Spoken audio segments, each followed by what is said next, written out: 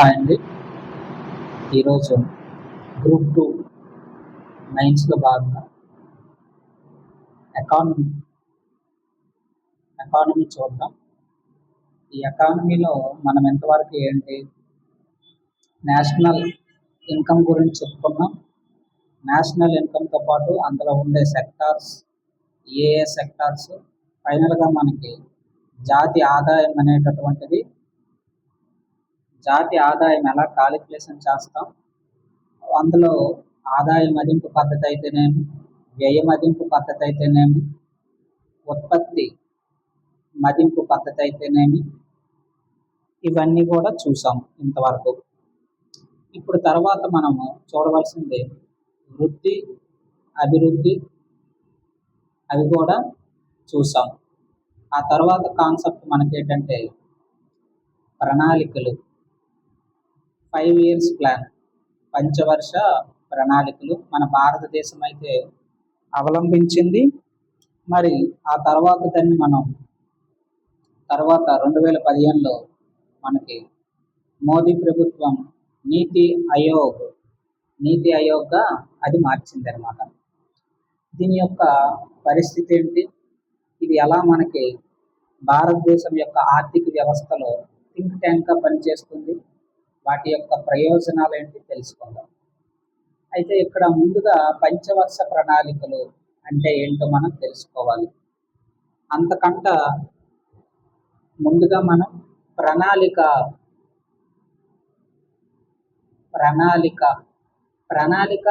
అంటే ఏమిటి, ప్రణాళిక అంటే ఏమిటి అనేది తెలుసుకోవాలి. మనం కూడా ప్రణాళికలు వేసుకుంటాం, కానీ అమలు చెయ్యం అంతే తేడా. దేశం కూడా అమలు చేస్తుంది కొన్ని సందర్భాల్లో అమలు అనేటటువంటిది చేయదనమాట. అయితే ఇక్కడ మన ప్రణాళిక అంటే ఏంటి, ఒక దేశం యొక్క ఆర్థిక వనరులు, మనకి ఆర్థిక వనరులు అనేటటువంటివి ఎన్ని ఉన్నాయి, ఆ ఆర్థిక వనరులను మనం అంచనా వేసి మన లక్ష్యాలను నిర్దేశించుకుంటాము. మన దగ్గర ఇంత ఆర్థిక వనరులు ఉన్నాయి, ఈ ఆర్థిక వనరులతో లక్ష్యాలను నిర్దేశించుకొని ఒక నిర్దిష్ట కాలంలో మనం ఏం చేస్తామంటే ఈ ఆర్థిక వనరులని ఉపయోగించి నిర్దిష్ట కాలానికి ఆ ఆర్థిక వనరులను ఉపయోగించి మన యొక్క లక్ష్యాలను సాధించుటకు ప్రభుత్వం అనుసరించేటటువంటి విధానమే మనకి ప్రణాళిక అని చెప్పుకోవచ్చు. అంటే ప్రణాళిక అంటే అర్థమైంది కదా. ప్రణాళిక అంటే ఏమిటి, ఒక నిర్దిష్ట కాలానికి మన దేశ ఆర్థిక వనరులని అంచనా వేసుకొని వాటిని మనం ఏవైతే లక్ష్యాలు నిర్దేశించుకున్నామో వాటికి అనుగుణంగా మన లక్ష్యాలను ఈ ఆర్థిక వనరులను ఉపయోగించుకొని సాధించడమే ఒక వ్యూహం. ఈ అమలును సాధించడానికి అనుసరించాల్సినటువంటి వ్యూహాన్ని లేదా విధానాలని మనం ప్రణాళిక అని అంటాం.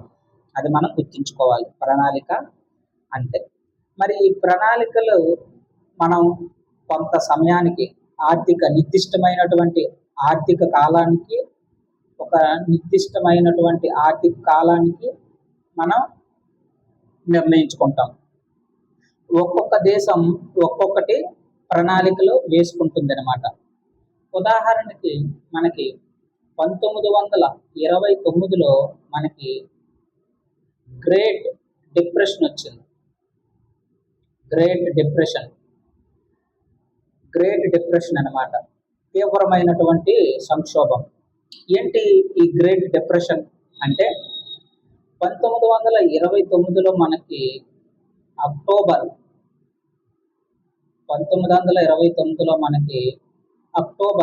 24వ తారీఖున మనకి అమెరికాలో గ్రేట్ డిప్రెషన్ అనేటటువంటిది వచ్చిందనమాట.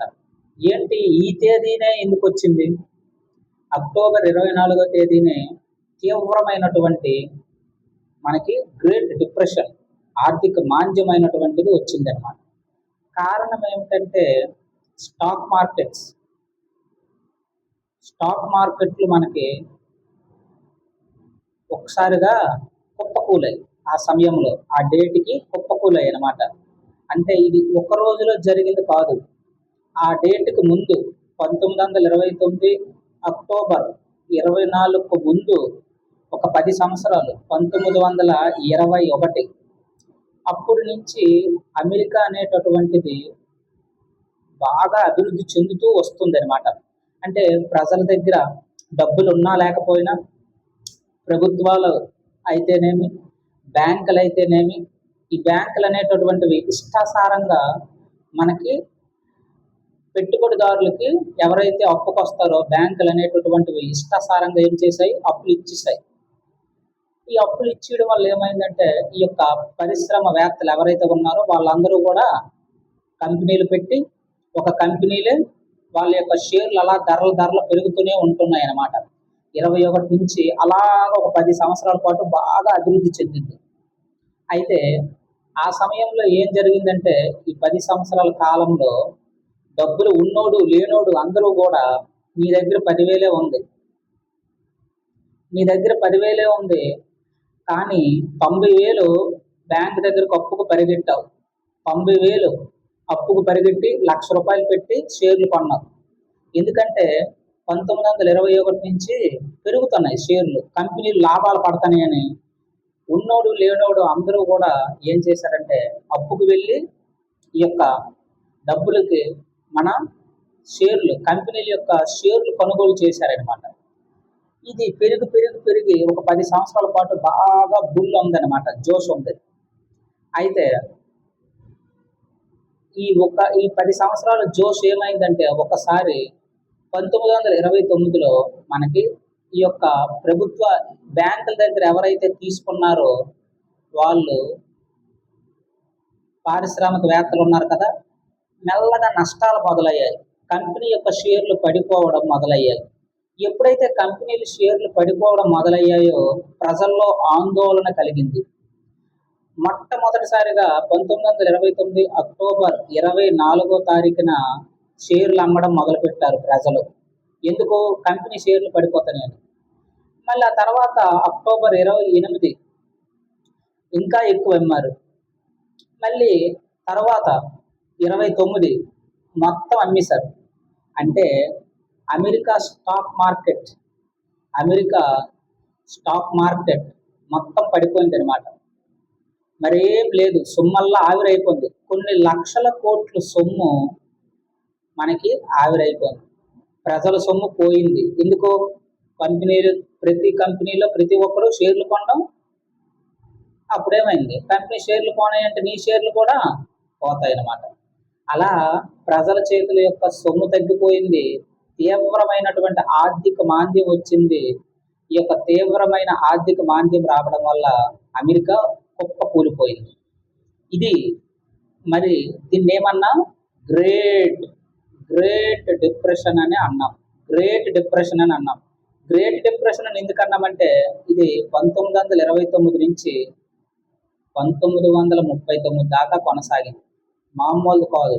అందుకే దీన్ని గ్రేట్ డిప్రెషన్ అని అన్నాం. చాలా పెద్ద మాంద్యం. అందుకే తర్వాత ఈ 10 సంవత్సరాల్లో అమెరికా ఏం చేసిందంటే నివారణ చర్యలు చేపట్టింది.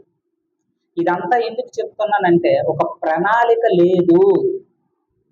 ఒక ప్రణాళిక అనేటటువంటిది గవర్నమెంట్ దగ్గర లేదు. అంతా ప్రైవేట్ దారులకి ఇచ్చేసింది. గవర్నమెంట్ జోక్యం తక్కువ, 20%. పెట్టుబడిదారుల చేతుల్లో ఎక్కువ ఉంది, 80%. అందుకే ఏమైంది, ఒక్కసారి ప్రైవేటు పెట్టుబడిదారులు ఒక్కసారి దివాలా తీశారు. ఒక్కసారి అమెరికా మేల్కొంది. అమెరికా గ్రేట్ డిప్రెషన్ వచ్చిందంటే ప్రపంచవ్యాప్తంగా అది పాకింది. అందరికీ నష్టాలు వస్తాయి. ఒక్క రష్యాకి మాత్రం రాలేదు. ఎందుకంటే రష్యా పంచవర్ష ప్రణాళికను అమలు చేసింది. ఎటువంటి పోకడలకు పోకుండా ప్రభుత్వం చేతిలోనే అంతా ఉంచుకొని ఈ గ్రేట్ డిప్రెషన్ నుంచి తప్పించుకుంది. దీన్ని మనం ఆసరాగా తీసుకొని, రష్యాని మోటివేషన్గా తీసుకొని మనం పంచవర్ష ప్రణాళికల్ని అమలు చేయడానికి ప్రయత్నించాం. మొట్టమొదటిసారిగా 1951 సంవత్సరం నుంచి. ఇది దీని వెనకున్న బ్యాక్గ్రౌండ్ అది తెలుసుకోవాలి. ఇది ఎక్కడ చెప్పరు, ఇది ఎక్కడ మనకి చెప్పరు. మన దగ్గర మాత్రమే ఇదే అవైలబిలిటీగా ఉంటుంది. ఇంకా చాలా చెప్పొచ్చు కానీ అవసరం ఉండదు. పరిమితికి మించి మనకు అవసరం లేదు. దీన్ని మనం ఏమంటాం, గ్రేట్ డిప్రెషన్ అని అంటాం. ఆ తర్వాత కూడా 2008లో మనకి రెసిషన్ వచ్చింది. Great recession. రెసిషన్ అంటే ఎక్కువ కాలం ఉండదు, డిప్రెషన్ లాగా 10 సంవత్సరాలు ఉండదు. రెసిషన్ అంటే ఒక 2 years ఉంటుంది. అది కూడా ఎక్కడొచ్చింది రెసిషన్? అమెరికాలోనే మనకి వచ్చింది రెసిషన్ కూడా. ఏమైంది ఇక్కడ? ఏమైందంటే బ్యాంకులు ఏం చేశాయంటే, ఈ బ్యాంకులు మనకి చిన్న పెద్ద తేడా లేదు, అందరికీ లోన్లు ఇచ్చేసింది. బ్యాంకులు లోన్లు అందరికి ఇచ్చింది. ఇల్లు కట్టుకోవడానికి అందరికీ లోన్లు ఇచ్చింది అనమాట. పరిమితికి మించి ఇచ్చింది. పరిమితికి మించి. మనం లోన్కి వెళ్తే మనకు 100 అడుగుతారు, అక్కడ ఏమి అడగల. వాడు 10,000 సంపాదిస్తే 5 లక్షల లోన్ ఇచ్చేవారు అనమాట. ఆటోమేటిక్గా ఏమైంది, ఇక్కడ రెసిషన్ అనేటటువంటిది వచ్చింది. బ్యాంకులు దివాలా తీస్తాయి. అది అక్కడ 2008లో మనకి ఆర్థిక మాంద్యం వచ్చింది అనమాట అమెరికాలో. తర్వాత గవర్నమెంట్ అన్ని చర్యలు తీసుకుంది, అన్ని రేట్లు తగ్గించింది. రిజర్వ్ రేషియో అయితేమి, రెపో రేట్లు, అలాగే మార్జినల్ స్టాండింగ్ ఫెసిలిటీ రేషియోలు, ఇవన్నీ తగ్గించుకొని మళ్ళీ సెట్ చేసుకుంది. ఇలా మనకి ఈ యొక్క ప్రాసెస్ అనేటటువంటిది ఉంటుంది. అది మనం గుర్తించుకోవాలి. అయితే ఇవన్నీ భారతదేశం గమనించింది. భారతదేశం గమనించి ఏం చేసిందంటే, మనకి సెట్ అయ్యింది ఏంటంటే పంచవర్ష ప్రణాళికలే అని ఈ యొక్క 5 years ప్లాన్స్ మనం అమలుకి పూనుకున్నాం. ఇది బ్యాక్గ్రౌండ్. అయితే మొట్టమొదటి మనకి ఇప్పుడు బ్యాక్గ్రౌండ్ అర్థమైంది కదా, లోనికి వెళ్దాం. ఓకేనా?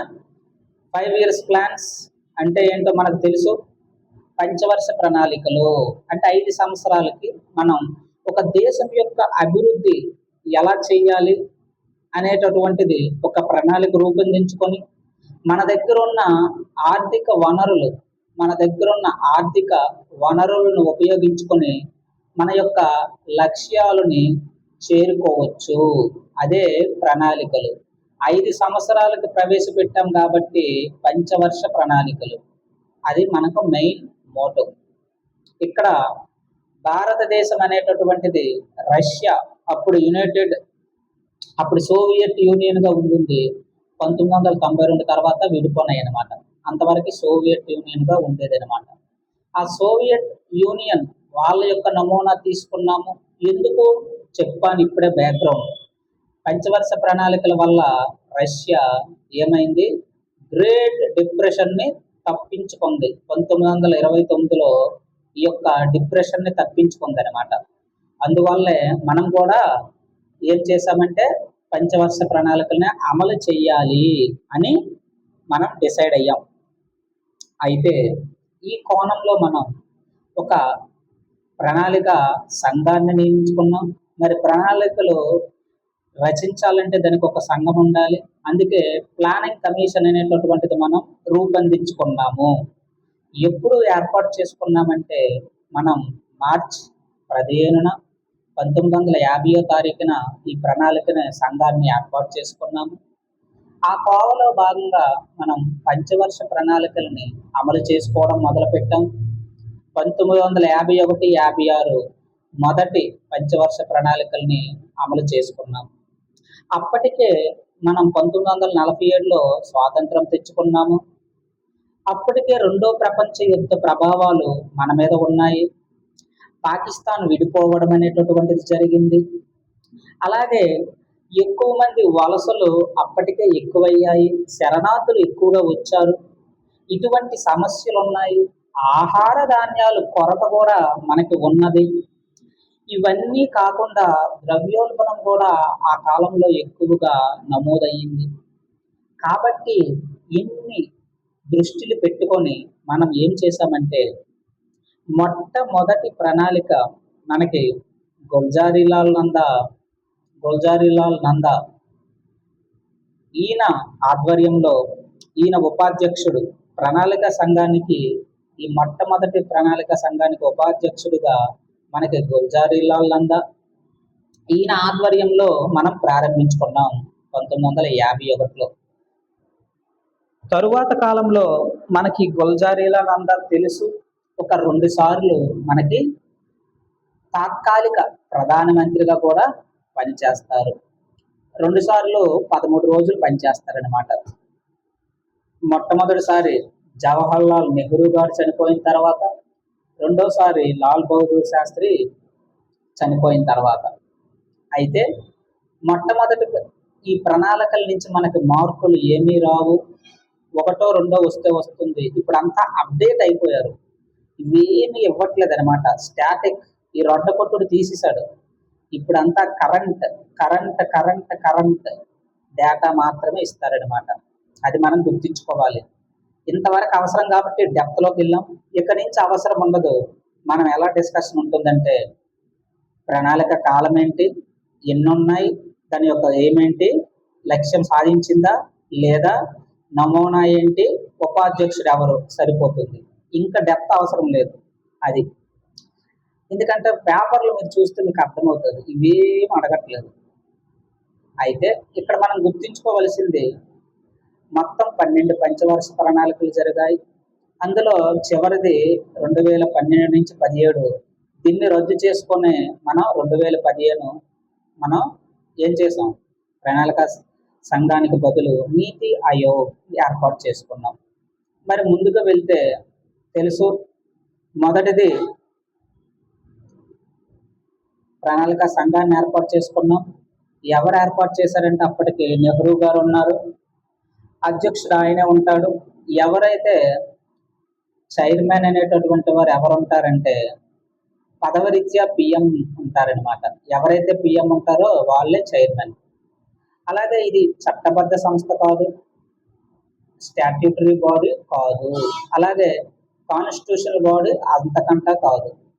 ఇది ఒక కేంద్ర మంత్రివర్గం తీర్మానం ద్వారా ఏర్పాటు మనం చేసుకున్నాం. అది గుర్తించుకోవాలి.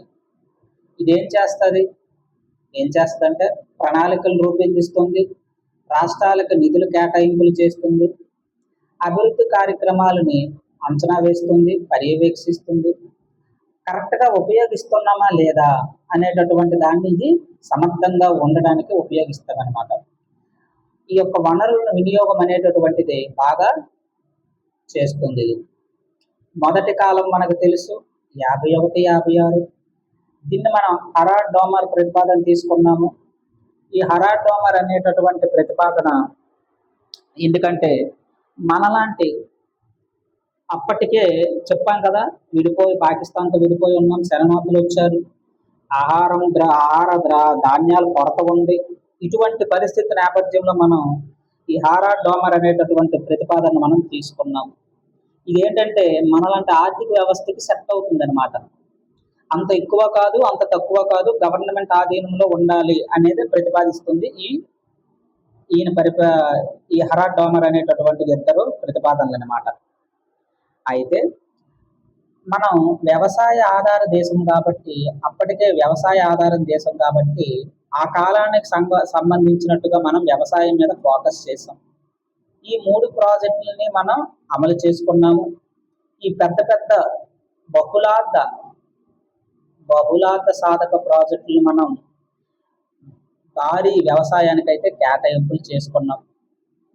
ఈ ప్రాజెక్టులు అనేటటువంటివి అప్పుడు ఇచ్చేవాడు కానీ ఇప్పుడు ఇవ్వట్లేదు. ఎందుకైనా బెటర్ గుర్తించుకోండి, డాక్రా నంగలు, హీరాకుడ్ డ్యాము, దామోదర వ్యాలీ, ఈ ప్రాజెక్టులు మనం జస్ట్ నార్మల్గా చూసుకోండి, అంతగా మనకి ఇప్పుడైతే ఇవ్వట్లేదు.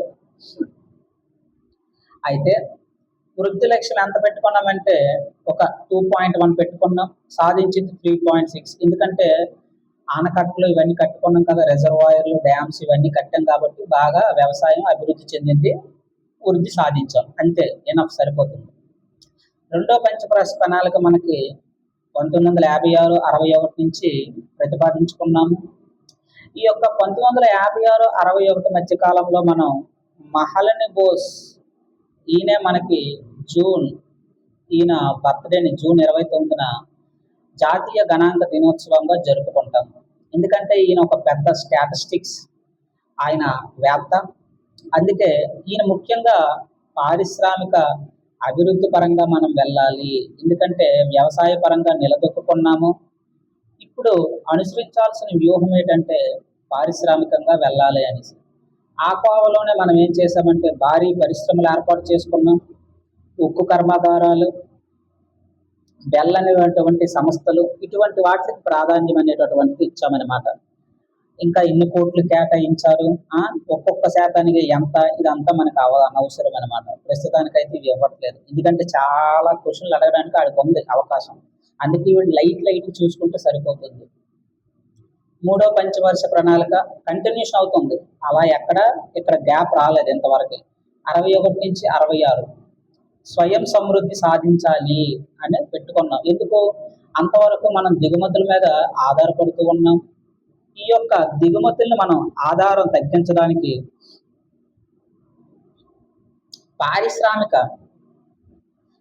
పారిశ్రామిక రంగం అవసరాలను తీర్చడానికి మనం ఏం చేసామంటే వ్యవసాయ రంగ ఉత్పత్తులను పెంచుకున్నాము.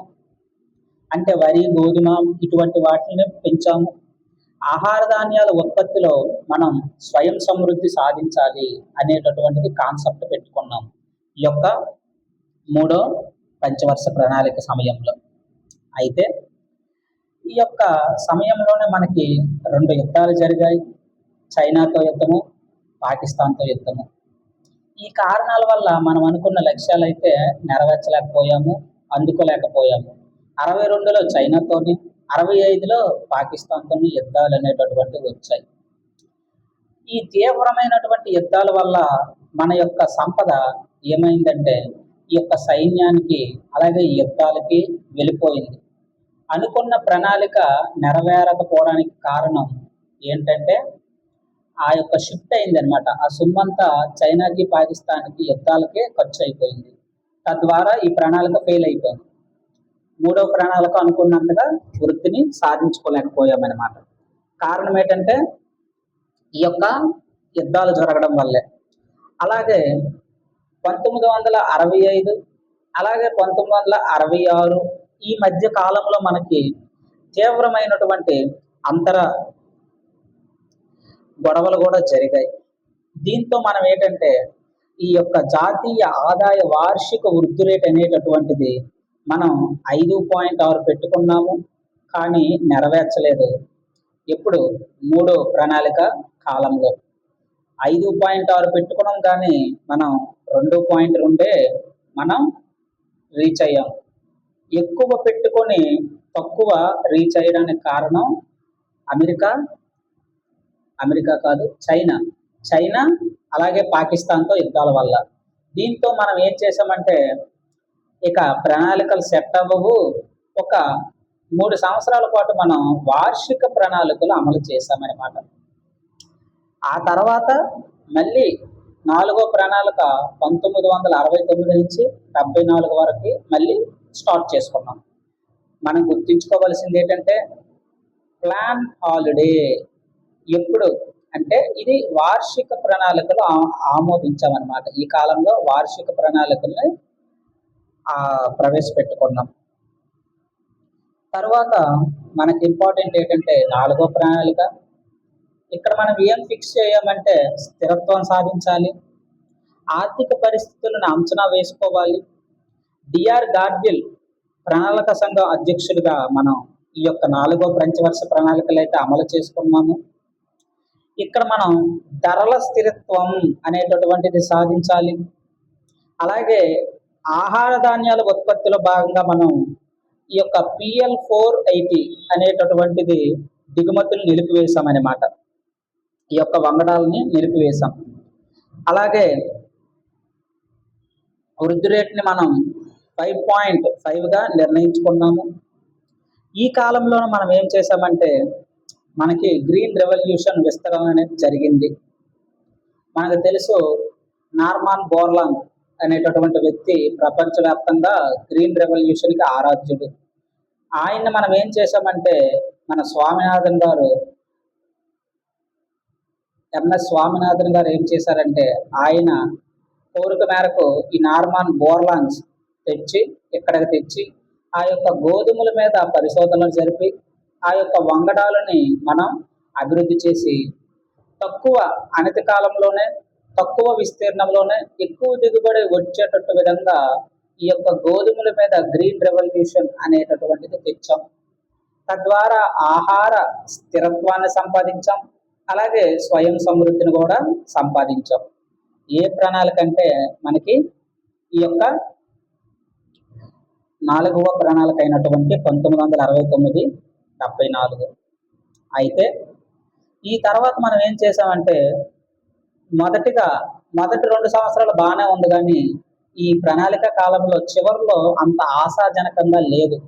అనుకున్నదైతే వృద్ధి రేటు సాధించలేకపోయాం. 5.5 అనుకున్నాం, కానీ మనమైతే సాధించలేకపోయాం. ఆ తర్వాత 5వ పంచవర్ష ప్రణాళికను అమలు చేసుకున్నాం. షార్ట్ కట్స్ అన్నీ ఇస్తాను, ఏం భయపడాల్సిన అవసరం లేదు. లాస్ట్లో ఏవేవి గుర్తించుకోవాలనేవి మనకి ఇక్కడ ప్రధాని ఇక్కడ ఎవరంటే ఇందిరాగాంధీ. ఈమె ఏమిచ్చారంటే గరీబీ హఠావో, పేదరికాన్ని మనం నిర్మూలించాలి, పారద్రోడాలి అని ఈ యొక్క నినాదాన్ని ఇచ్చారు. ఒక 20 పాయింట్స్ స్కీమ్ అయితే తెచ్చాము.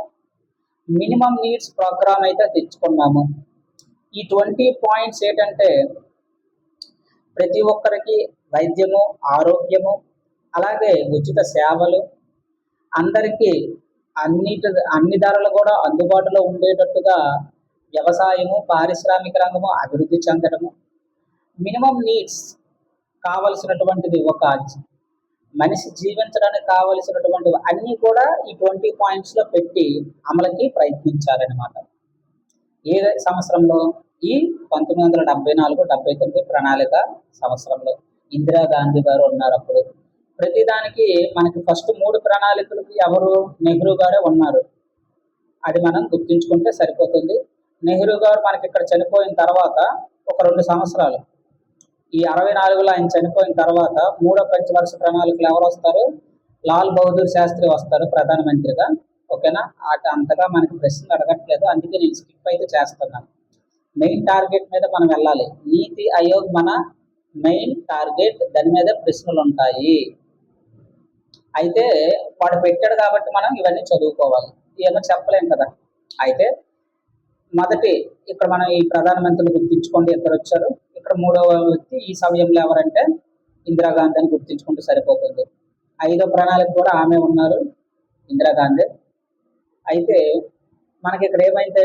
ఈ 5వ ప్రణాళికలో ఏమైందంటే పేదరిక నిర్మూలన, అలాగే స్వావలంబన, అలాగే స్థూల జాతీయ వృద్ధి రేటు అనేటటువంటిది ఈసారైనా 5.5 సాధించాలని, అలాగే నిత్యావసర వస్తువులు సేకరించి పంపిణీ చేయడం, అలాగే కనీస అవసరాల పథకం, ఈ పథకాన్ని అమలు చేయటట్టుగా స్ట్రిక్ట్గా ఫాలో అవ్వడం, ఇటువంటివన్నీ మనం ఈ కాలంలో చేసుకున్నాం.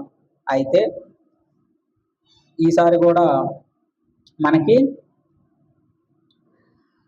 ఈ ఉత్పత్తి పెరుగుదల అనేటటువంటిది అనుకున్నాం, కానీ లక్ష్యాలు మనం విదేశీ చెల్లింపుల లోటు రావడం వల్ల అంతగా చేరుకోలేకపోయాము. ఈ యొక్క లక్ష్యాలు అనేటటువంటి అటు ఇటు మారచ్చు. ఓకేనా? అది మనం గుర్తించుకోవడానికి ట్రై చేయండి. ఈ యొక్క ప్రణాళిక కాలం మధ్యలో ఏమైందంటే ఆమె ప్రభుత్వం దిగిపోయింది. ఆ సమయంలోనే మనకి మొరార్జీ దేశాయ్ ప్రభుత్వం అయితే అధికారంలోకి వచ్చింది, జనతా ప్రభుత్వం 78లో. వీళ్ళు ఏం చేశారంటే రోలింగ్ ప్లాన్స్ వీళ్ళు అమలు చేయడం మొదలుపెట్టారు. మొరార్జీ దేశాయ్ ఎవరి? మొరార్జీ దేశాయ్ అంటే ఇంతకు ముందు ప్రభుత్వం ఇందిరాగాంధీ ప్రభుత్వంలో ఉన్న కాలంలోనే ఈయన ఫైనాన్షియల్ మినిస్టర్గా పనిచేశాడు. ఎక్కువ సార్లు బడ్జెట్ కూడా ఈయన ప్రవేశపెట్టారు. దాదాపు 9 సార్లు అనుకుంటా ఈయన బడ్జెట్ని అయితే ప్రవేశపెట్టారు. ఇప్పుడు నిర్మలా సీతారామన్ కూడా 9 సార్లే. ఓకేనా? చిదంబరం అనుకుంటా 10 సార్లు, సబ్జెక్ట్ కరెక్షన్. ఓకేనా? చూడండి. అయితే రోలింగ్ ప్లాన్స్ మనకి మొరార్జీ దేశాయ్ ప్రవేశపెట్టాడు. అయితే ఇవి కూడా అంతగా ఆశాజనకంగా మనకి కనిపించలేదన్నమాట. ఇక లాభం లేదని మళ్ళీ 6వ పంచవర్ష ప్రణాళిక మొదలు పెట్టుకున్నాము. ఈ ప్రణాళికల వల్ల ఉపయోగం లేదని మన దగ్గర ఇక్కడ ప్లానింగ్ హాలిడే అంటే ఆ ప్రణాళికలు ఉన్నాయి. అంటే ఏంటి, 1 సంవత్సరం ప్రణాళికలు ఉన్నాయా అంటే ఉన్నాయి. రోలింగ్ ప్లాన్స్ ఉన్నాయా అంటే ఉన్నాయి. 5 సంవత్సరాల ప్రణాళికల కాలం ఉన్నాయా అంటే ఉన్నాయి. ఇలా అడుగుతాడు అనమాట, సరైనవేవి అని. అందుకని ఇవన్నీ చెప్పుకోవాల్సి వస్తుంది. ఇక్కడ 80-85 మనకి మళ్ళీ 6లో కూడా మనకి ఇందిరాగాంధీ పేదరిక నిర్మూలన అనే చెప్పుకున్నాం కదా. అలాగే ఉపాధి, ఈ 2 లక్ష్యాలు అయితే పెట్టుకున్నాం. అనుకున్న విధంగా అయితే జరగలేదు. ఈ 1980 వరకు మనది ఒక 4% లోపే వృద్ధి రేటు అయితే నమోదైంది అనమాట, పెరగలేదు. అదే మనకి హిందీ వృద్ధి రేటు అనేసి ఒక హేళన అయితే జరిగింది అనమాట ఆ యొక్క కాలానికి. అయితే తరువాత మనకి 7వ పంచవర్ష ప్రణాళిక, ఇందిరాగాంధీ మనకి కుమారుడైనటువంటి రాజీవ్ గాంధీ ఆయన అధికారంలోకి ఎక్కడ వచ్చారు, ఎక్కువ స్థానాలని 480 పైచిలుకు స్థానాలని ఆయన ఎంపీలను గెలుచుకున్నారు. పూర్తి మెజారిటీ అయితే ఆయనకి వచ్చిందనమాట. ఈ కాలంలో మనకి ఎప్పుడు ఉన్నదే ఆహార ధాన్యాలు ఉత్పత్తి పెంచడం, ఉపాధి అవకాశాలను సృష్టించడం. ఈయన కాలంలో మనకి కమ్యూనికేషన్ సెక్టార్కి పునాదులు పడ్డాయి అన్నమాట. అలాగే ప్రొడక్టివ్ కూడా పెంచుకోవాలి. ఆ తర్వాత మళ్ళీ సంక్షోభం వచ్చింది మనకి. ఈ యొక్క కాలంలో ఆర్థిక సంస్కరణలు అనేటటువంటిది తెచ్చుకున్నాము. ఎందుకంటే ఈ 2 సంవత్సరాల్లో మనకు భారీ సంక్షోభం అయితే వచ్చింది. బ్యాలెన్స్ ఆఫ్ పేమెంట్స్, అలాగే విదేశీ కారక నిల్వలు కూడా మన దగ్గర లేవు. ఒక 2 వారాలకి మనకి చెల్లించేటటువంటిది ద్రవ్యం మాత్రమే ఉన్నది. ఇటువంటి కాలంలో మనం ఏం చేసామంటే ఈ యొక్క రాజకీయ అస్థిరత వల్ల మళ్ళీ వార్షిక ప్రణాళికలు అమలు చేసుకున్నాము. తరువాత మళ్ళీ పంచవర్ష ప్రణాళిక ప్రవేశపెట్టుకున్నాము. 8వ పంచవర్ష ప్రణాళిక 92 నుంచి 97. కింది వాటిలో ఏది పంచవర్ష ప్రణాళిక కాలం కాదు అంటాడు. అందుకు ఈ డేట్స్ గుర్తుంచుకోవాలి. మనకు తెలుసు, ఇక్కడ మన ఎల్పిజి రిఫార్మ్స్ అని తెచ్చుకున్నాం. Liberalization, privatization, globalization. తరువాత కాన్సెప్ట్ ఇదే డీప్ డిస్కషన్ మనకి ఉంటుంది. ఓకేనా? కాబట్టి ఎప్పుడైతే ఈ సంస్కరణలు తెచ్చుకున్నామో తర్వాత ఆర్థిక వ్యవస్థ అనేటటువంటిది గాడిలో పడ్డాం ఆ సంవత్సరం నుంచి. ఎందుకంటే ఇక్కడ నిర్బంధ ప్రాథమిక విద్యని అమలుపరుచుకున్నాము, జనాభా పెరుగుదలను అరికట్టాము. ఇవన్నీ ప్రణాళిక లక్ష్యాలు పెట్టుకున్నాం. అలాగే తగినన్ని ఉపాధి అవకాశాలు పెంచాలని, త్రాగునీరు, వైద్యము ఇవన్నీ కామనే. ప్రతి ప్రభుత్వం ఇదే ఇప్పటికీ నడుస్తుంది, కానీ ఏది అమలు అవ్వట్లేదు. అయితే తరువాత ప్రణాళిక మనం చూసుకుంటే మనం చదువుకోవడానికి పనికొస్తాయి పేపర్ మీదే, కానీ నిత్య జీవితంలో జరగడానికి సమయం అనేటటువంటిది పడుతుంది. 9వ పంచవర్ష ప్రణాళిక 97-2002. ఇది మనకి ప్రతిదానికి అధ్యక్షులు ఉంటారు. ఇప్పుడు అవసరం లేదు, అవన్నీ తీసేడాడు, ఏవి ఇవ్వట్లేదు. కాబట్టి ఏది చదువుకోవాలో అదే చదువుకోవడానికి ట్రై చేద్దాం. సామాజిక న్యాయానికి ఇక్కడ లక్ష్యం పెట్టుకున్నాము. అన్ని వర్గాలు, BC, SC, ST, minority, OBC, వెనకబడిన కులం, అన్ని వర్గాలు ఇక్కడ అభివృద్ధి చెందాలని పెట్టుకున్నాము. అందరికీ సమాన అభివృద్ధి అనేటటువంటి జరగాలి. ఆర్థిక స్థిరత్వము, అలాగే ఆర్థిక అసమానతలను మనం సాధించాలి. ఆర్థిక స్థిరత్వం సాధించాలి, ఆర్థిక అసమానతలను రూపుమాపాలి అని పెట్టుకున్నామన్నమాట. అలాగే స్త్రీ సాధికారత అయితేనేమి, పంచాయతీ వ్యవస్థలో మనకి ప్రజల భాగస్వామ్యం అయితేనేమి, అలాగే పేద వర్గాలకు ఆహార భద్రతను కల్పించాలైతేనేమి, ఇవన్నీ మనం పెట్టుకున్నాము. అనుకున్నంగానే ఈ యొక్క లక్ష్యాలను అయితే మనం చేరుకోవడానికి అవకాశంగా ప్రయత్నించాం. అందులో నెరవేరాం కూడా. అయితే తర్వాత ప్రణాళిక వచ్చేసరికి 2002-2007 లక్ష్యం అయితే జీడిపి మనం 8% అయితే పెట్టుకున్నాం. పెట్టుకునగానే మనకి 10వ పంచవర్ష ప్రణాళికలోనే 2002లో ఆమోదించుకున్నాము. అయితే కేసీ పంత్ ఈయన ఉపాధ్యక్షుడిగా దినుకున్నారు. అయితే పేదరికాన్ని మనం 5% తగ్గించాలని అనుకుంటాం కానీ ఇవేవి జరగవు. ప్రాథమిక విద్యా వ్యాప్తి చేయాలి. అలాగే అక్షరాస్యతను అనేటటువంటిది 75% పెంచాలి అని పెట్టుకున్నాం. ఇప్పటికి మన అక్షరాస్యత ఎంత? 71. సబ్జెక్ట్ కరెక్షన్ ప్రస్తుతం ఎంత? 71. ఇప్పటికి చేరామా? అప్పుడు 2002, ఇప్పుడు 2026. దాదాపు 14 సంవత్సరాలైనా ఇంకా చేరలేదు. 100 సంవత్సరాలైనా అలానే ఉంటుంది. ఎందుకంటే భారతదేశంలో ఉండేటటువంటి అవస్థాపన సౌకర్యాలు అలా ఉంటాయి.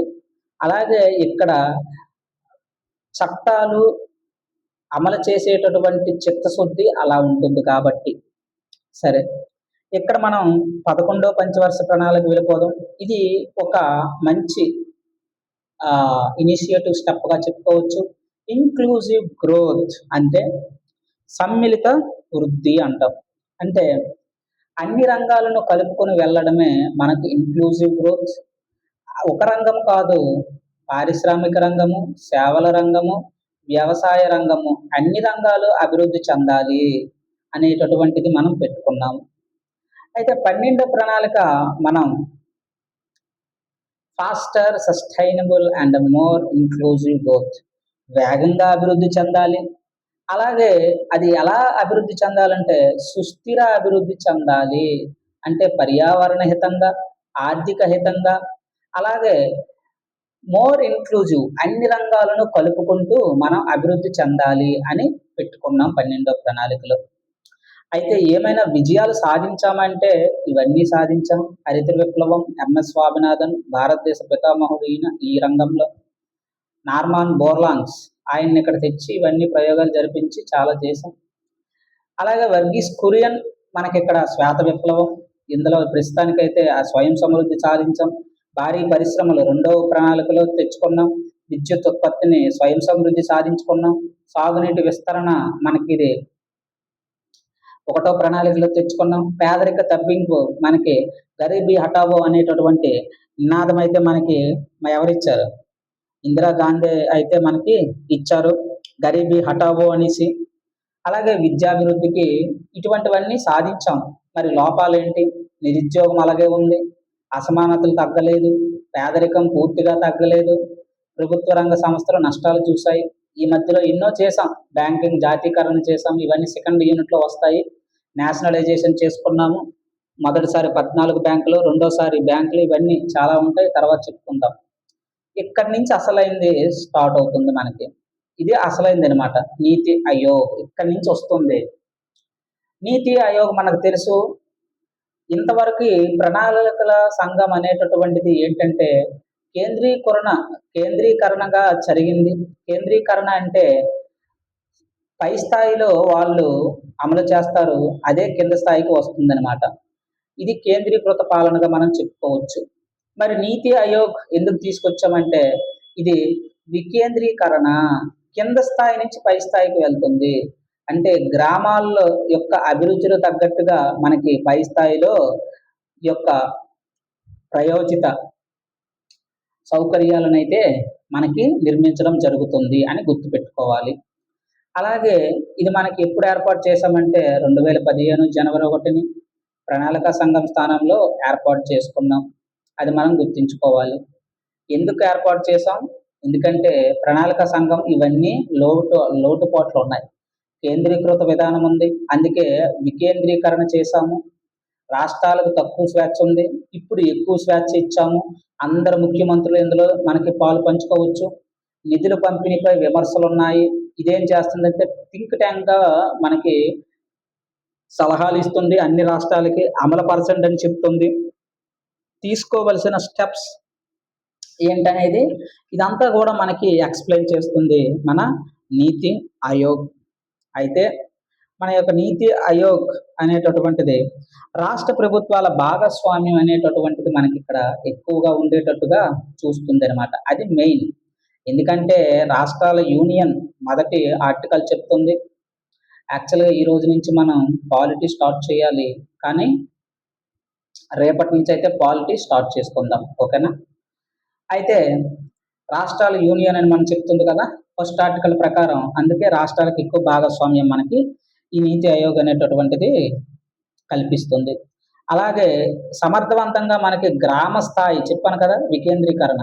గ్రామ స్థాయి, గ్రామ స్థాయిలో మనకి ప్రణాళికలు తయారు చేసి వాటిని ప్రభుత్వ ప్రణాళికలతో సంఘటితం చేస్తుంది. అలాగే బలమైన రాష్ట్రాలతో మనకి బలమైన దేశంగా ఈ యొక్క నీతి ఆయోగ్ అనేటటువంటిది ఏర్పాటు చేయడానికి మధ్యవర్తిగా ఉంటుంది. అలాగే జాతీయ లక్ష్యాలకు అనుగుణంగానే మనం ఈ యొక్క వ్యూహాలనైతే రచిస్తాం కింద స్థాయిలో. ఇలా ఎన్నో మలుపులు అయితే మన యొక్క నీతి ఆయోగ్ ద్వారా మనం ఇది అందుకు తెచ్చుకున్నామనమాట. ఇవన్నీ కారణాల వల్ల మనం ఈ లోపాలను అధిగమించడానికి తెచ్చుకున్నాం. ఇవన్నీ నీతి ఆయోగ్ యొక్క లక్ష్యాలు. మరి నిర్మాణం ఎలా ఉంటుందంటే పదవిరీత్యా ప్రధానమంత్రి ఉంటారు, వైస్ చైర్మన్ అనేటటువంటి వారు ఉంటారు. ఆయన ఎవరంటే ప్రధానమంత్రి, ఈయన నియమిస్తారు. ఈయన లాహరి, ఇప్పుడు ప్రస్తుతం లాహరి ఉన్నారు వైస్ చైర్మన్. సిఇఓ ప్రస్తుతం ఎవరున్నారంటే అనురాగ్ జైన్. ప్రస్తుతం ఎవరున్నారు? అనురాగ్ జైన్ ఉన్నారు. అలాగే ఈయన కూడా ప్రధానమంత్రి నియమిస్తారు. ఫుల్ టైం మెంబర్స్ ఉన్నారు. ప్రస్తుతం ఫుల్ టైం మెంబర్స్ మనకి ఎంత ఉన్నారంటే 7 ఉన్నారు. అలాగే ఎక్స్ అఫీషియో మెంబర్స్ కేంద్ర మంత్రులు అవసరం అనుకుంటే ప్రధానమంత్రి వీళ్ళని నియమిస్తాడు. శాశ్వత సభ్యులు మనకు ఉన్నారు ఫుల్ టైం మెంబర్స్ 7. అలాగే కేంద్ర మంత్రులు ఎక్స్ అఫీషియో మెంబర్స్ పదవిరీత్యా వీళ్ళు కూడా సభ్యులే. అలాగే కొంతమంది అవసరమైనప్పుడు ప్రధానమంత్రి ఏం చేస్తాడంటే ప్రత్యేకంగా ఆహ్వానిస్తాడనమాట. అంటే ఆర్థిక వ్యవస్థల్లో ఆరితేరిన వాళ్ళని, అలాగే సాంస్కృతిక రంగంలో ఆరితేరిన వాళ్ళని, ఆ యొక్క పర్టికులర్ వర్గానికి లేదా పర్టికులర్ రంగంలో ఆరితేరిన వాళ్ళనైతే ఈయన ఆహ్వానిస్తాడనమాట. ఇలా ఈ యొక్క స్ట్రక్చర్ మనం చూసుకుంటే చాలా క్లీన్‌గా ఉంటుంది. అందరూ రాష్ట్రాల యొక్క పాత్ర ఉంటుంది, కేంద్రం యొక్క పాత్ర ఉంటుంది, ఎక్స్ అఫీషియో చైర్మన్స్ ఉంటారు, సభ్యులుంటారు, అలాగే అన్ని రంగాల నిపుణులుంటారు. వీళ్ళందరూ కలిసి ఒక థింక్ ట్యాంక్‌గా ఆలోచించి ఒక దేశాన్ని ఆర్థిక వ్యవస్థని మంచి అభివృద్ధి పదంలో నడపడానికి కావలసినటువంటి అన్ని లక్ష్యాలను వీళ్ళు నిర్దేశిస్తారనమాట. అందుకే ఈ యొక్క నీతి ఆయోగ్ అనేటటువంటిది మనం నిర్మించుకున్నాము అని ఇక్కడ గుర్తుపెట్టుకోవాలి. అయితే ఈ యొక్క చెప్పాం కదా అన్ని రాష్ట్రాల ముఖ్యమంత్రులు ఇందులో ఉంటారు. ఈ యొక్క కార్యక్రమాలు దీని ద్వారా మనం ఏమేం సాధించవచ్చు అనేటటువంటిది ఇక్కడ చెప్పుకుంటే ఏమేమి సాధిస్తామంటే వెనకబడినటువంటి జిల్లాలను గుర్తిస్తుంది, ఆస్పిరేషనల్ డిస్ట్రిక్ట్ ప్రోగ్రామ్స్ వీళ్ళని అభివృద్ధిలోకి తెస్తుంది. ఇటువంటివి ఒక 115ని ఇది సృష్టించింది, గుర్తించింది. అలాగే ర్యాంకింగ్స్ ఇస్తుంది. రాష్ట్రాలకు ఎప్పటికప్పుడు వాళ్ళకి ర్యాంకింగ్స్ అనేటటువంటిది ఇస్తుంది. సస్టైనబుల్ డెవలప్మెంట్ గోల్స్ అనేటటువంటిది మనకి యునైటెడ్ నేషన్స్ ఎన్విరాన్మెంట్ ప్రోగ్రామ్, అందులో భాగంగా డెవలప్మెంట్ ప్రోగ్రామ్ సబ్జెక్ట్ కరెక్షన్. ఓకేనా? ఇందులో అది అక్కడ అమలు చేస్తే సెంట్రల్ అంటే యునైటెడ్ స్టేట్స్ వారు అమలు చేస్తే దానికి అనుబంధంగా మనకి ఇక్కడ స్టేట్లో ఎవరు అమలు చేస్తారంటే మనకి నీతి ఆయోగ్ అనేటటువంటిది ఇంపార్టెంట్, గుర్తుంచుకోండి. సస్టైనబుల్ డెవలప్మెంట్ గోల్స్ని భారతదేశంలో ఎవరు అమలు పరుస్తారు లేదా ఆ సంస్థ ఎవరంటే నీతి ఆయోగ్ అని గుర్తుంచుకోండి. ర్యాంకులు ఇస్తుంది అనమాట. అవన్నీ ఇప్పుడు చూద్దాం. ఎక్స్పోర్ట్ ప్రిపేర్డ్నెస్ ఇండెక్స్ రాష్ట్రాల ఎగుమతుల సామర్థ్యం ఎంత ఉంది అనేది ర్యాంక్స్ ఇస్తుంది, ప్రతిసారి అలర్ట్ చేస్తుంది. అలాగే ఇండియా ఇన్నోవేషన్ ఇండెక్స్ ఆవిష్కరణలో మనం ఎక్కడ ఉన్నాము, ప్రస్తుత టెక్నాలజీని అందిపుచ్చుకుంటున్నామా లేదా అనేటటువంటి వాటిని కూడా ర్యాంకింగ్స్ ఇస్తుంది. ఎడ్యుకేషన్ రంగంలో ఎలా ఉన్నామనేటటువంటి వాటికి ర్యాంకింగ్స్ ఇస్తుంది. ఈ యొక్క ఇండెక్స్ నేమ్స్ గుర్తుంచుకోండి. అలాగే మల్టీ డైమెన్షనల్ పావర్టీ మీద అయితేనేమి, హెల్త్ మీద అయితేనేమి, ఈ అన్నిటి మీద కూడా మనకి నీతి ఆయోగ్ ఇంపార్టెంట్. ఇవి సంస్థలు. ఈ యొక్క నీతి ఆయోగ్ విడుదల చేసేటటువంటి ముఖ్యమైన నివేదికలు ఏంటంటే ఇవన్నీ మనం గుర్తుంచుకోవాలి. ఇవన్నీ 2026 ర్యాంకింగ్స్ ఎంత ఇంపార్టెంట్. ఇది ఇంపార్టెంట్. ఇంతవరకు చెప్పుకున్నది ఒక ఎత్తు, ఇక్కడి నుంచి చెప్పుకున్నది ఒక ఎత్తు. వాడు అడిగిన ఇంకో అడుగుతాడు. ఇంతవరకు మనం ప్రణాళికలు చదువుకున్న వాటి మీద ఒకటో వస్తే ఇస్తారు, లేకపోతే లేదు. కానీ ఇక్కడైతే 3 నుంచి 4 మనం ఎక్స్పెక్టేషన్ చేయొచ్చు. ఈ అన్ని ఇండెక్స్లని మనం ప్రస్తుతం 2026 లేటెస్ట్ రిపోర్ట్ ఏది ఉంటే అది. ఉదాహరణకు మనకి ఇది ఉంది. ప్రస్తుతం ఏ రిపోర్ట్ వచ్చింది, 24 రిపోర్ట్ వచ్చిందా, 26 రిపోర్ట్ వచ్చిందా, ఇవన్నీ చూడాలి. అది మనకు అసలైన పాయింట్ అనమాట. అలాగే తరువాత చూసినట్లయితే డిఫరెన్స్లు ఒకసారి చూసుకుందాము.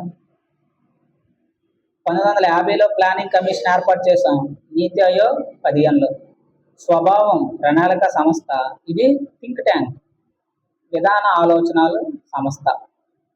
అలాగే ఇక్కడ చూసుకోవచ్చు నిధుల కేటాయింపు దీనికి ఉంటుంది, దీనికి ఉండదు, కానీ ఇది డైరెక్షన్ ఇస్తుంది.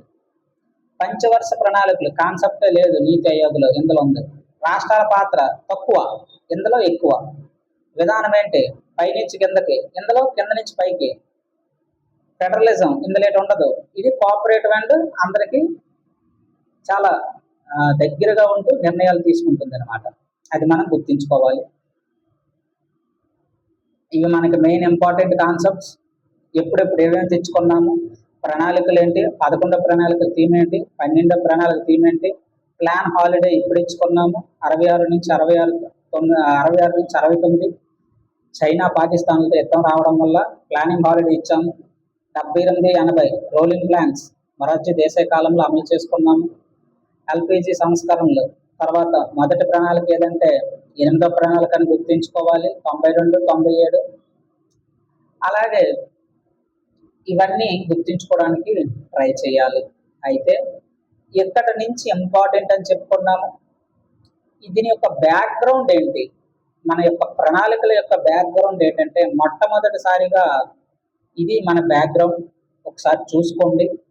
విశ్వేశ్వరయ్య అయితే 1934లో మనకి ఈ ప్రణాళిక ఆలోచన అయితే తెచ్చారు.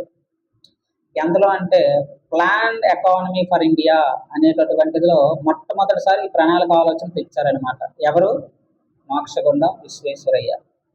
దానికి అనుగుణంగానే నెహ్రూ అధ్యక్షుడిగా మనకి నేషనల్ ప్లానింగ్ కమిటీ ఏర్పాటైంది 1938లో. ఇది ఎవరు ఏర్పాటు చేశారయ్యా అంటే ఐఎన్సి. దానికి అనుగుణంగా పెద్ద బడా పారిశ్రామికవేత్తలు 1944లో ఈ ప్రణాళిక రూపొందించారు. వీళ్ళు టాటా, బిర్లా వీళ్ళు. తర్వాత గాంధీ ప్రణాళికను రూపొందించారు 1944లో ఎస్ఎన్ అగర్వాల్. గ్రామీణ అభివృద్ధికి అయితే వీళ్ళు పాటుపడ్డారు. జస్ట్ ప్రణాళికలు అనమాట, ఎలా ఫాలో అయితే బాగుంటుందని. అందరూ సలహాలు సూచనలు ఇవ్వడమే. ఎందుకు, 1951లో మనం ప్రణాళికలు నిర్మించాలనుకున్నాం కదా, దానికి అనుగుణంగా ఇవన్నీ సైడ్కి తీసి మనం ఏం చేసాం, రష్యా వాళ్ళని ఫాలో అయిపోయాం ఫస్ట్ 1951లో. అది ఇంపార్టెంట్. గాంధీ ప్రణాళికలో పీపుల్స్ ప్లాన్ ఎంఎన్ రాయ్ నిర్మించారనమాట. ఇది వ్యవసాయ భూములు జాతీయకరణ చేయండి అన్నాడు. అలాగే సర్వోదయ ప్లాన్ 50లో వచ్చింది, జయప్రకాష్ నారాయణ. దీనికి గాంధీ సిద్ధాంతమే ఈయన కూడా చెప్పాడు అనమాట. ఎందుకు అవసరం ప్లానింగ్ కమిషన్ అంటే ఇవన్నిటిని తగ్గించడానికి, పేదరికం, నిరుద్యోగం ఇవన్నిటిని తగ్గించడానికి. అలాగే ముఖ్య లక్షణాలు ఏంటి, ప్రణాళిక సంఘం ఇవన్నీ లక్షణాలే, ఇవన్నిటిని పెంచాలి. పెంచుతామేంటి, అవ్వదు. ఇక్కడ ఇంపార్టెంట్, ఒక్కొక్క ప్రణాళిక యొక్క లక్ష్యం ఏమిటి గుర్తుంచుకోండి. ఒకసారి స్క్రీన్ షాట్ తీసుకోండి. మొదటి ప్రణాళిక వ్యవసాయం మీద కాన్సన్ట్రేషన్ చేసాం. రెండోది అయితే భారీ పరిశ్రమల మీద. మూడోది అయితే స్వయం సమృద్ధి. నాలుగోది అయితే స్థిరత్వం మీద. 5 గరీబీ హఠావో. 6 పేదరిక నిర్మూలన. ఇలా 7 ఫుడ్ వర్క్ ప్రొడక్టివిటీ. ఇలా ఇవన్నీ మనం చూసుకోవాలి. 12 ప్రణాళికలు కూడా.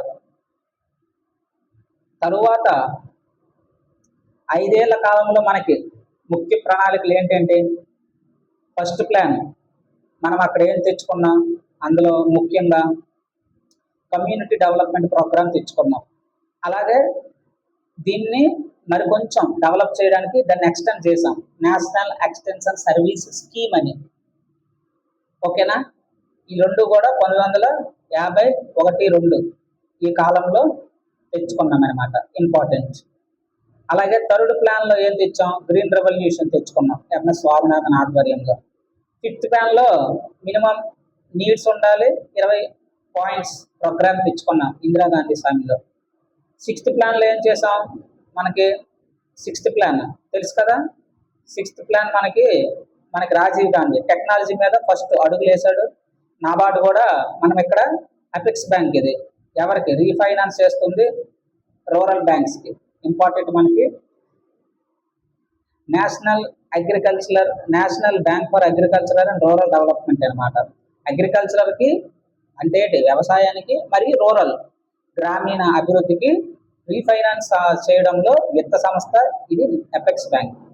7th ఏం చేశాం, జవహర్ రోజ్గార్ యోజన, చాలా ప్లాన్లు తెచ్చుకున్నాం, అవి ఏం అవసరం లేదు. 8th ఇవి తెచ్చుకున్నాం, ఏవి LPG reforms, liberalization, privatization, globalization. 10th target పెట్టుకున్నాం, వాటి లక్ష్యాలు అయితే సాధించుకున్నాం. ప్లానింగ్ కమిషన్ పైన విమర్శలు చాలా వచ్చాయి, ఇవన్నీ అందుకే మనం ఏం చేసాం, నీతి ఆయోగ్ని తెచ్చుకున్నాం. అయితే రద్దు చేసి ఏం చేసాం, నీతి ఆయోగ్ని తెచ్చుకున్నాం అనమాట. National institution for transforming India. ఇదేం చేస్తుంది, అందరి మధ్య కేంద్రాలు రాష్ట్రాలు కలిసి మనకి అభివృద్ధికి పాటుపడతాయి. అలాగే ఆరోగ్యకరమైనటువంటి రాష్ట్రాల మధ్య పోటీ పెట్టి దేశం అభివృద్ధి చెందడానికి ఇది ఒక మంచి అవకాశం అనమాట. చెప్పాం కదా, గ్రామ స్థాయి నుంచి జాతీయ స్థాయికి ప్రణాళికలు అయితే ఇది అమలు చేస్తాము. బాటమ్ అప్ ప్లాన్ చెప్పుకోవచ్చు. అలాగే సస్టైనబుల్ డెవలప్మెంట్ అంటే ఏంటి, భవిష్యత్తు తరాలకు నష్టం కలగకుండా ప్రస్తుత తరాలు అనేటటువంటివి అభివృద్ధి చెందాలి అనేటటువంటిదే దీని యొక్క గోల్. 5వ యూనిట్లో చెప్పుకుంటాం దాని యొక్క డెప్త్ గురించి. 17 గోల్స్ ఉన్నాయి, 169 ఉప లక్ష్యాలు ఉన్నాయి. ఎప్పుడు తెచ్చుకున్నాం ఏంటి, దీని బ్యాక్గ్రౌండ్ అక్కడ వస్తుంది. ఆబ్జెక్టివ్స్ తెలుసు మనకి, ఇన్నోవేషన్, ఎంటర్ప్రినర్షిప్. ఇన్నోవేషన్ అంటే ఏంటి, ఆవిష్కరణలు. ఎంటర్ప్రినర్షిప్ అంటే ఏంటి, పారిశ్రామికవేత్తగా మనం తయారవ్వాలి. స్కిల్ డెవలప్మెంట్ అంటే ఏంటి, మీలో నైపుణ్యాభివృద్ధి కలిగించగలగాలి. ఇవన్నీ చేస్తుంది అనమాట ఎవరు, నీతి ఆయోగ్ ఆబ్జెక్ట్స్. క్లైమేట్ యాక్షన్, అలాగే ఆర్టిఫిషియల్ ఇంటెలిజెన్స్, అలాగే నీటి వనరులను సంరక్షిస్తుంది, అలాగే వ్యవసాయ అభివృద్ధికి సంస్కరణలు తీసుకొస్తుంది, అందరికీ సూచనలు చేస్తుంది. థింక్ ట్యాంక్ ఇక్కడ నుంచి ఇంపార్టెంట్, ఇది నెక్స్ట్ క్లాస్లో చూద్దాం. ఏది ఈ యొక్క నీతి ఆయోగ్ ముఖ్య నివేదికలు. ఇంతవరకు చదివింది ఒక ఎత్తు, వీటి మీద ఎగ్జామ్లో ప్రశ్నలు అడుగుతాడు. మెయిన్స్ పాయింట్లో ప్రశ్నలు అనేటటువంటి ఇవి అడుగుతాడు. ప్రతిదీ ర్యాంక్స్ చెప్తాను. ఎస్డిసి ర్యాంక్ ఎంత, ఎక్స్పోర్ట్ ప్రిపేర్నెస్లో మన ర్యాంక్ ఎంత, మన ర్యాంక్ అంతే ఏంటి, ఏపీ ర్యాంక్ ఎంత అనేది ఇంపార్టెంట్. అలాగే మొదటి 3 స్థానాలు భారతదేశంలో కూడా డిస్కషన్ చేద్దాం, చాలా ఇంపార్టెంట్. ఇది నెక్స్ట్ క్లాస్లో ఇవన్నీ చూద్దాం. ఓకేనండి, ఈ ర్యాంకులన్నీ నెక్స్ట్ క్లాస్లో చూద్దాం. చాలా ఉంది ఇంకా. ఓకేనా, ఓకే, థ్యాంక్ యూ.